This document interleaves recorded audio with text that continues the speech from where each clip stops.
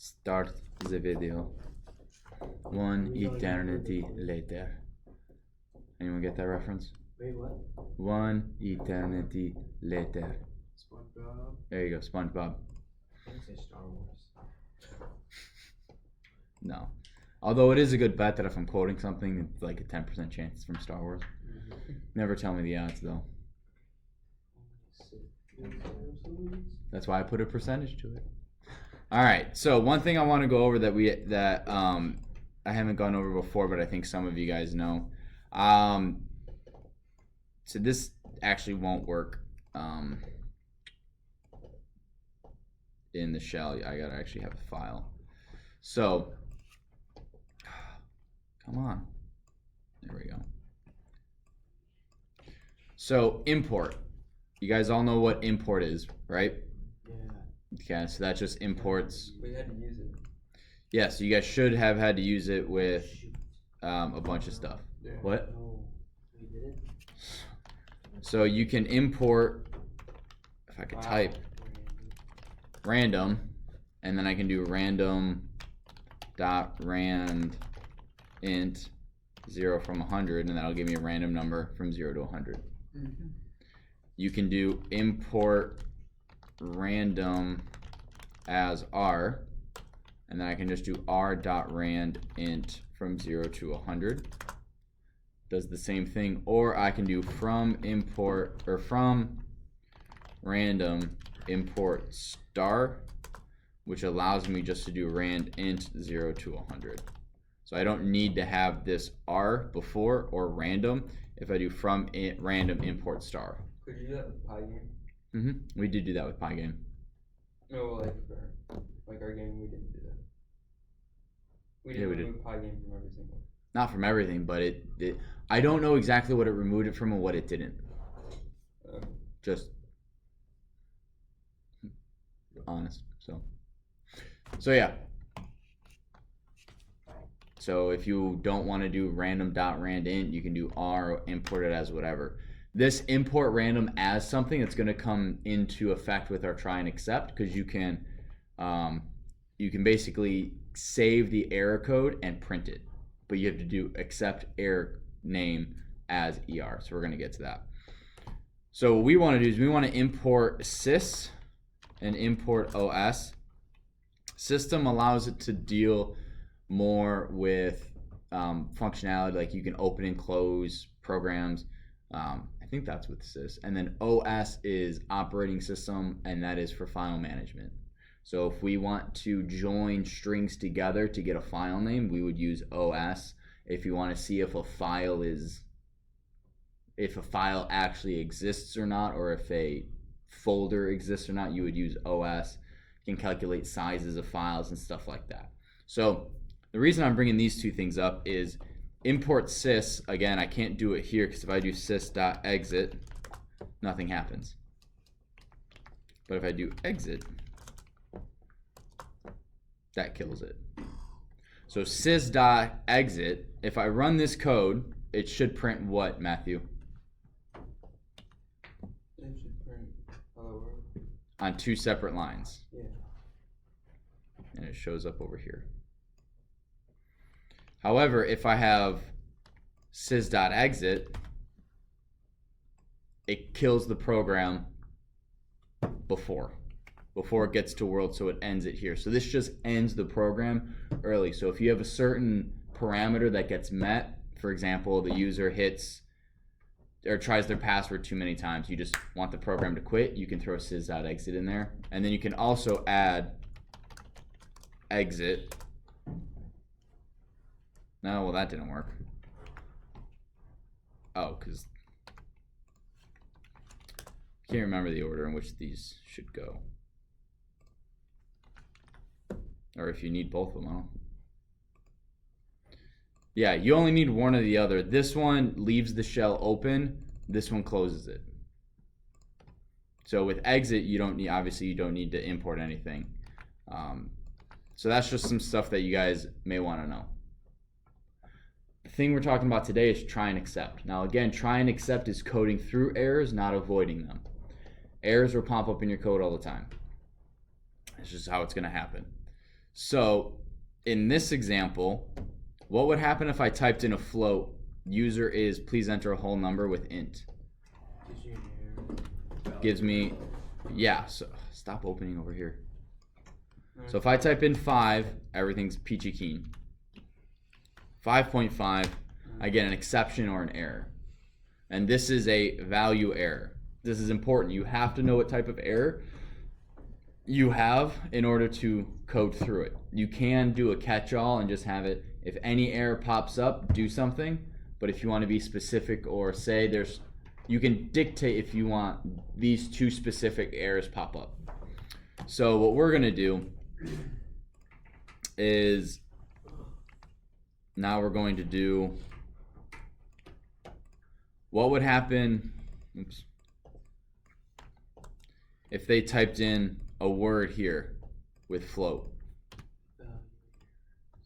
So again, if I type in 5, I'm a-okay because it shows up 5.0. If I type in 5.5, I'm okay. But if I type in, again, a value error,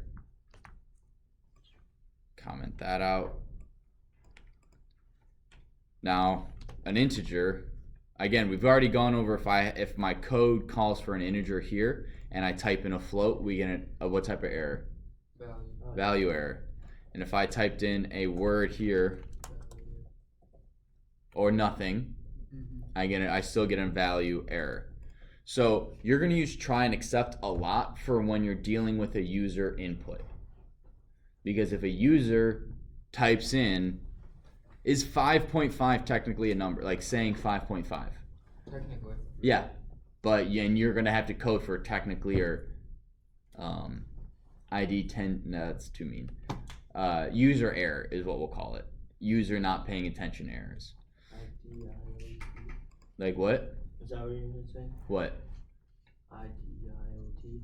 It's close, but it's called an ID 10T error. Because if you write ID 10T, Why not just say idiot? because I can't go. Because if someone comes into the office and like, oh, this is an idiot error, because this person's an idiot, like that's not very nice. We don't actually use that. It's just kind of an IT joke that people say. But it's boss is an ID 10T error. It's gonna take a while, and then the person's like, oh, ID 10T, okay. They leave, and then it's like, boom, it's done. But I'm gonna sit on it for an hour because I'm tired. Not that we ever do that. Don't ever do that. We don't ever do that. Life skill. So the code for try and accept is you literally add just 2 lines, the words try and accept, and they are indented in. So we would type try, bracket, enter, and then whatever line or section of code we want to try, we want to make sure this is the line that can get the error. This is what causes the error. So we would type in user equals int input, please enter a whole number. And then we would do accept. And what's the error? Value error. Value.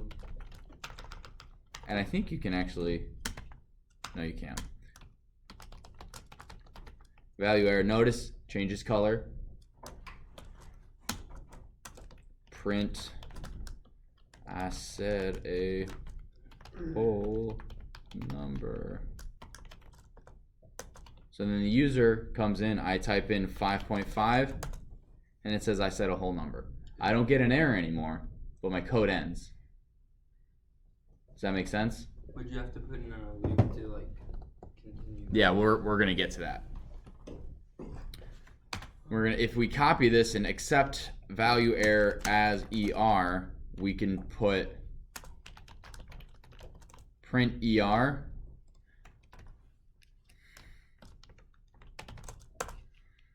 And it will actually give you the error without crashing it. It'll give you the explanation. Does that make sense? Mm-hmm. Do you guys have questions so far? Again, all it is try we have the section, and it will be at times more than one line of code, but typically you want to shorten the amount of code that you are trying to make sure there's no error.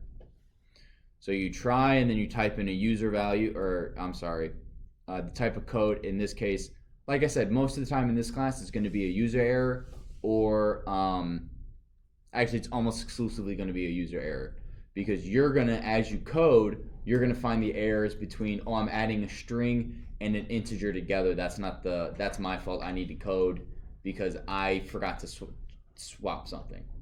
The user may type in, and I have an example of this, but enter the file name.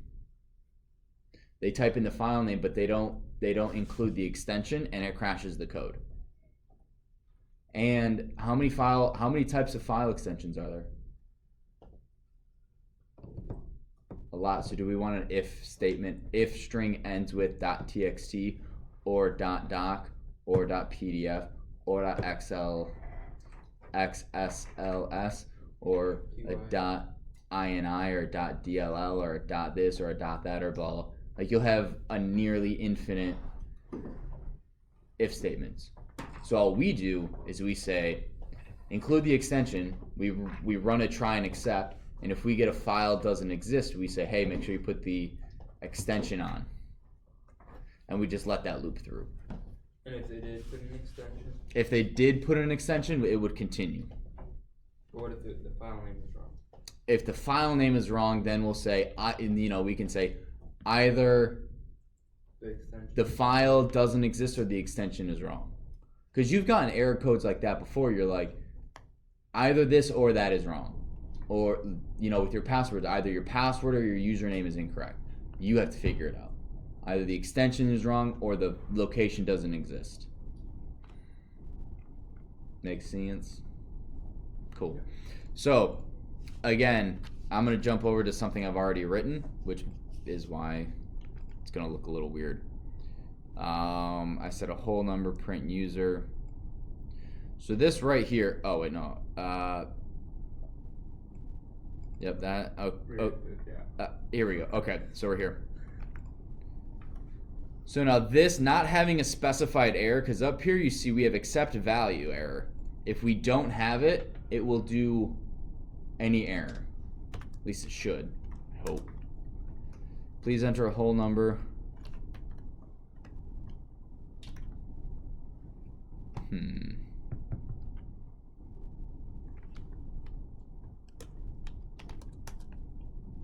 Yeah, so see, it does work.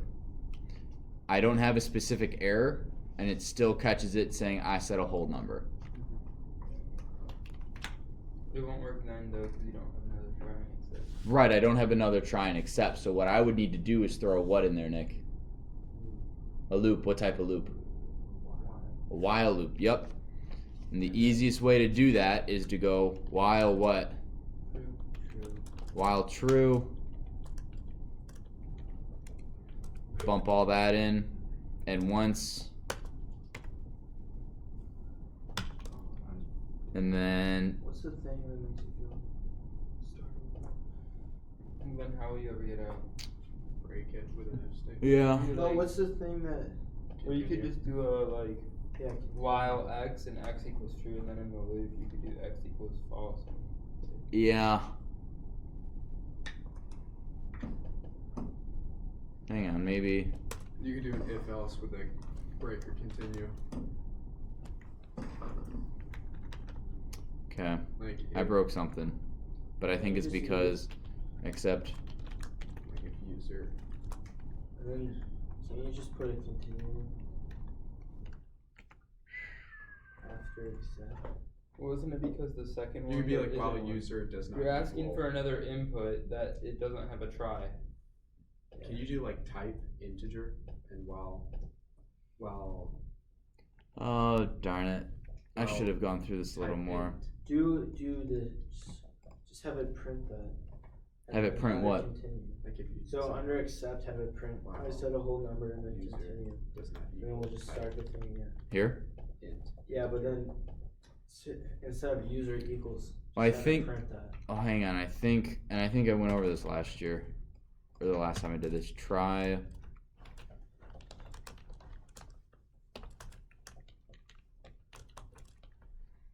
Try while true. Boom.